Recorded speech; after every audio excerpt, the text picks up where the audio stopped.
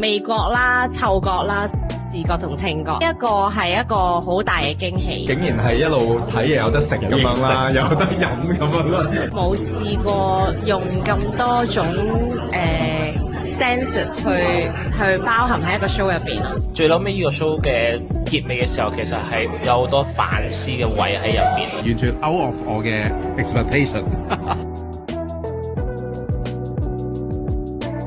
呢一種形式的，而且確喺香港做art或者做 drama 其實好唔同。好似真係普通見朋友咁嘅距離，就已經見到佢嗰個表演啦。到大家會好願意去企起身去嘗試去揾一啲嘢，再喺度行近啲。好耐都冇睇過咁 close 嘅表演。